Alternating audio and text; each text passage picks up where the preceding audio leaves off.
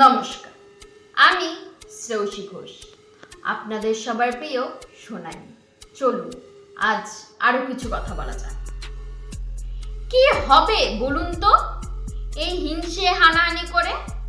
এই নোংরামো আর কত দিন চলবে? কত দিনই বা এভাবে জীবন কাটবে বলতে পারবেন? সত্যের জয় সর্বত্র, মিথ্যে নিয়ে বাঁচা যায় না। আজ আপনি যে মিথ্যের স্বীকারোক্তি নিয়ে যে ক্ষমতা গঠন করেছেন, তার পতন একদিন অবশ্যই হবে। তখন কি করবেন? কিভাবেই বা মাথা উঁচু করে বাঁচবেন? কিভাবেই বা চলবেন? এগুলো কি কখনো ভেবে দেখেছেন? হয়তো দেখেননি। আজ ক্ষমতার লোভ, আজ মিথ্যে কিছু পাওয়ার লোভ আপনাকে এতটা অন্ধ করে দিয়েছে যে আপনি আপনার নিজের চোখটাকে কালো কাপড় দিয়ে বেঁধে দিয়েছেন।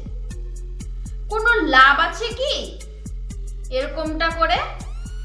ভাবুন, অনেক তো হলো, আর কত এই নোংরা খেলাটি খেলবেন? সত্যের পথে হাঁটতে গিয়ে আপনার ভয় করে, নাকি সত্য বলতে আপনার ভয় করে? কোনটা? নোংরামোগুলো বন্ধ করুন। সবাই সবটা জানে। ভাববেন না কেউ আপনাকে ভালোবেসে চুপ করে থাকে, কখনোই না। কেউ হয়তো আপনাকে একটুখানি সম্মান করে, আর নয়তো কারো আপনাকে সামান্য একটু প্রয়োজন, তাই চুপ থাকে। নিজেকে এবং নিজের জায়গাটাকে কোথায় নিয়ে এসেছে এটাই একবার দেখুন।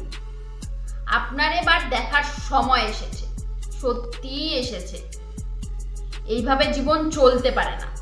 যদিও আপনার জীবন আপনি কিভাবে চালাবেন সেটা একান্ত আপনার বিষয়, কিন্তু কোনো মিথ্যের সাহারা নিয়ে, কোনো মিথ্যের আশ্রয় নিয়ে আপনি অন্য কারোর জীবনকে মিথ্যে দিয়ে টেনে অপরের কাছে ভালো সাজার চেষ্টা করবেন না।